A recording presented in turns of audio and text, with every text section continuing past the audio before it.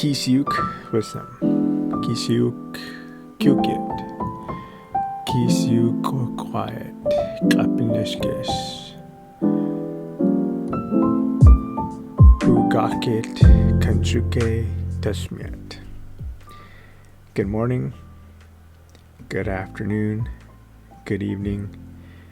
I'm your host, Peter Not So White, also known as, in my Tunacha translation, Night Runner. And this week, I really have wanted to kind of touch on this subject for a little bit now, and it's great to see that more and more people are wanting to do this, and you know how your YouTube is set up for your algorithms on things that you want to see. But that goes for all social media. Your algorithms are set up for what you basically look at daily. And all of you know that I'm sober. And I've been sober now for about 9 3/4 years. It's getting pretty close. June 15th is my year sobriety date, so it's pretty close. We got March, April, May, June, so we got about 4 months left. So yeah, 3/4 of the way through almost to my decade of sobriety, which is pretty phenomenal. So these videos that I keep seeing on my YouTube page are mainly actually by more health fitness people. And there was actually one I seen today that popped up, which was with an actress, and it's on sobriety and what sobriety can do for you. And you might be a person who think that alcohol doesn't really have a big impact on your life until you actually cut it out of your life, and then you realize, oh wow, maybe I did have a bigger problem than I thought I did. And that's exactly how I was for the longest time. For years I struggled with my addiction to alcohol, and now not so much. It feels like a whole lifetime ago that I was addicted to that substance, to those substances, to alcohol. And it's crazy how normalized drinking is. And it's so normalized that we don't even notice it, how subtle things are in TV shows and commercials, in advertising, in videos and music videos. It's just in the normal day-to-day interactions. People think drinking will somehow magically cure all your pain. How it just magically makes everything disappear, as if there were like a genie in that bottle. But I'm gonna let you know a secret that I learned within these past 9 years. There isn't. There isn't a cure for your pain that you're going through. You know, in the movies, TV shows, whatever, right? When an actor is going through a hard time, most likely what they end up doing is, if it's between men, you know, the situation in this movie or video, music video, whatever, they'll always grab a beer. One of their friends, one of their close friends, whoever, right? And they'll sit down and they'll give that person another beer. You know, it's subconsciously saying that somehow a genie's gonna come out of that bottle and cure that pain. When it doesn't. It just numbs those feelings. It just numbs the thing you're going through for a little bit of time. And it doesn't, you know, it doesn't cure it, because, you know, when you sober up and you come back to reality, it's still there. And that's one thing I learned about my sobriety journey, is that you actually have to face it. You have to look in the mirror. You have to face those demons. You have to grow through that experience. You have to grow through that pain. It's like growing pains when you're a teenager, a little kid. You know, when your body is growing, it's painful. It's not easy. And that's the same thing with situations in life. You know, a breakup, a misfortunate event, you know, recessions, whatever. People turn to alcohol thinking that there's that cure inside of it, when there isn't a cure. It's actually doing more harmful things to your body than you realize. It actually induces stress to the body. And they've done studies on alcohol now. And I'm a type of person who just loves learning. I really do enjoy learning now. And it's because I know the things that I'm enjoying. You know, I understand the things that make me intrigued to learn. And growing up in high school and elementary school, I was the exact opposite. I hated learning. I despised it. You know, I really dreaded going to school. I really dreaded learning. And that's because I wasn't learning things that interested me. You know, I didn't have those life experiences yet that I do now that really intrigue me. And alcohol, they say, you know, if you have a beer, one beer during the night after work, they say you will actually lose about a half an hour of your deep REM cycle sleeping. You know, that's when you're going into rapid. It's called REM because it's rapid eye movement. And when you're sleeping, you know, your eyes will start moving, and that's actually where your body is healing. That's actually where they say you start to dream, because your mind is just connecting all these dots, and it's actually repairing itself in that moment. And that's why you'll end up having either, you know, nightmares. They say nightmares because that's trauma, and your body's trying to go through that again. It's trying to process it in order for it to heal itself. So that's why you'll end up having a nightmare kind of in the middle of the night when you're in that REM sleep cycle. And they say a beer, a glass of wine, will actually cut a half an hour off of that REM sleep.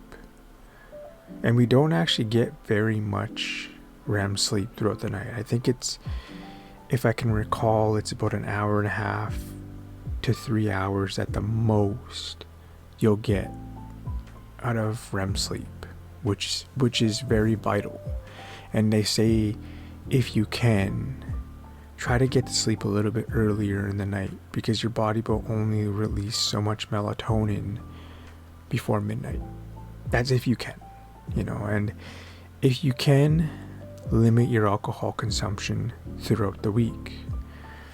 And that's actually how I had to stop. I basically had to lean myself off of alcohol. And another good point that I learned from sobriety is that I have phenomenal sleeps now. Like not all the time, but majority of the time I have sleeps where I wake up feeling better. And I have, if you go look at other podcasts, I talk about sleep and some things you should be doing in your sleep to get the best sleep. And another thing that I really, really am happy with from sobriety is the money, which is a big topic for a lot of people. And I seemed to have a lot more money longer in the bank account when I stopped drinking, because I don't even know what alcohol is, like what the prices are nowadays. But even like 9 years ago, alcohol was pretty expensive. And in my addiction with just alcohol, I never dabbled in drugs or anything like that, was pretty pricey. Was pretty expensive.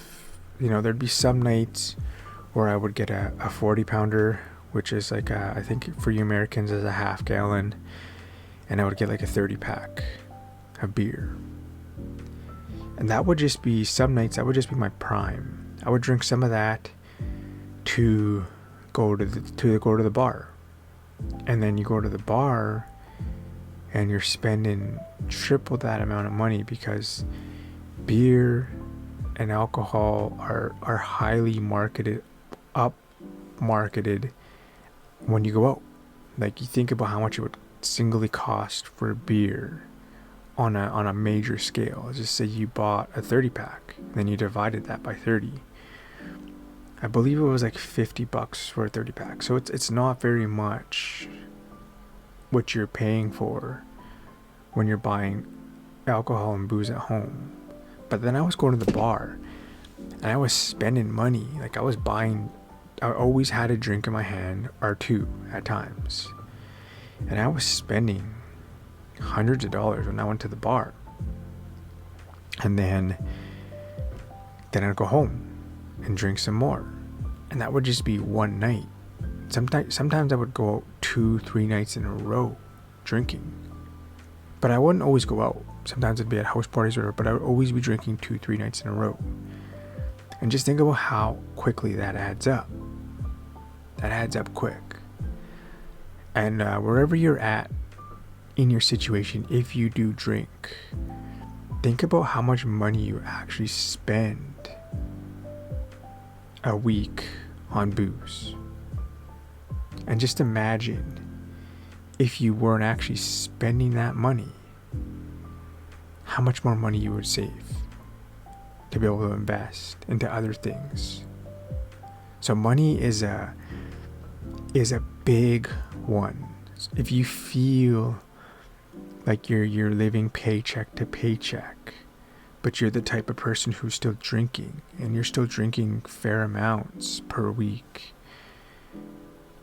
give it a challenge to just add up the money that you're spending on booze and look at that, and just imagine how much more you'd be able to do with that money if you weren't spending it on these things. And then another thing that I did learn from sobriety is I can wake up early on a Saturday morning normal. not spending me personally, I drank so much that I would just basically wake up drunk. But I know that's not the case for a lot of people. And the thing with people is when they go drinking is you're not drinking enough water. So your brain is dehydrated. Your body is dehydrated. And you'll wake up with a hangover. So you're spending more likely 75% of that day just babying and trying to cure that hangover so you feel just decent enough to get out of bed. And if you're a person who works Monday to Friday and you only have Saturday, Sunday off, and you're going out every weekend, you really only have a day and a quarter off because you spend your Friday evenings going out. And then you have to baby and cope that hangover the majority of the day. And you have no energy to do anything. And I know that if you're like most people in society, you have a ton of chores you have to get done. So that all will accumulate over into Sunday. So one thing with sobriety is that I learned my weekends, I had more time to enjoy it. I'd wake up early. Even Friday nights, sometimes I would actually do the majority of my chores. I could do laundry Friday night. Boom, one thing gone. I could, get that task out of the way. And I don't know about your situation, but I live in an apartment, so we have a laundry room. And Friday nights, most people are out, so if you live in an apartment like myself, or if you have your own laundry, that's even better. But, Friday nights, not very many people are doing laundries because they're out or they're relaxing. So boom, you get that out of the way. That's one simple chore. You do a little bit of tidying up in between when you're waiting for your laundry. Boom, there's another chore done. So you'll actually have time to go out and enjoy your Saturday. And then if you really want to enjoy your Sunday, most likely all your chores will be done by Sunday. So you actually feel like you have a weekend. It's actually like you gained a whole day just because you're not coping and babying that hangover. So that's another thing that I learned from sobriety. And there are just as many hard things from sobriety than there are good things, and I'm trying to focus on everything that you're going to gain from it. Because most people tend to focus on what they're going to lose. Most people look at, let's just talk about what I always love to talk about is fitness. People, when they say they have to go on a diet, I'm doing air quotes if you're not watching this on YouTube, a diet, you're focusing on everything you have to lose. And that's the same thing with sobriety. People start to tend to focus on everything that they're gonna lose instead of focusing on the things that you're gonna gain. And I only listed 3 things that you're gonna gain from sobriety, but that just gave me almost 20 minutes worth of talking about things that you're gonna gain from that sobriety journey. 3 things. There are a lot more things that you can gain from sobriety. You're gonna gain new friends. You're gonna gain discipline. You're gonna gain energy. You're gonna gain that freedom. You're gonna gain happiness, because actually alcohol is not an antidepressant. It actually depresses you. It actually stresses your body out. It actually makes you feel miserable. It actually, it does the exact opposite on what it's portraying. There's no magic genie in that bottle that you're drinking. Just as much as you rub that bottle, There's never going to be a genie that comes out. Your problems aren't going to get solved in a bottle. They actually end up being worse. I remember how I would have problems, and then I would let that alcohol take control of me, and sometimes I would get mad or angry, blah blah blah, you know the story, right? And situations got worse. You ever notice how like drama usually follows alcohol? You know, at the very end of the club, you know, like the club closes down or the bar closes down, everyone's outside. You notice how there's sometimes a fight or drama going on or blah blah blah, you know? That's because you are not in your right mind. And drama follows alcohol. So you do, I'm not saying you cut out drama out of your life by getting sober. You just see less of it. Which is honestly amazing to me, because my group of friends got smaller and tighter. And I can enjoy that time with them. Actually on a decent level. Because sometimes you think you're enjoying your time with your friends when you're out drinking and having a time, but then you get that one friend, or you end up being that one friend, and you just get obliviously drunk, and you make a fool out of yourself, and you don't remember you don't remember the majority of the night. That's not really spending quality time with your friends. So these are just a few things that I actually learned from my sobriety journey. And if you are someone who is struggling to get sober, or if you are someone that is wanting to get sober and you're kind of dabbling on that idea, I challenge you to sit down and write why you want to get sober at the very top. What's the main reason why you want to get sober? Because if you want to get sober, you have to do it for yourself. You have to do it for you, or else you'll have resentment in there somewhere down the road, and it won't last. So sit down and write that out. And then under that, I want you to write 1 to 10. And I want you to list out 10 things you personally are going to gain from sobriety. And I actually just listed a couple for you that most people want more of. I listed a few things already. So I want you to write 10 things out what you're going to gain from going on the red road, from getting sober, from creating a new life. And then when you're done that why and that list of 10 things, I want you to take a photo of that on your phone. And I either want you to save that as your locked screen photograph or your background picture. I have an iPhone, so I don't know if it is for you Android users, but I don't know if you can choose 2 different photos. But I know with iPhone that I can have a different photo on my lock screen than my regular screen, you know, with all the apps and all that.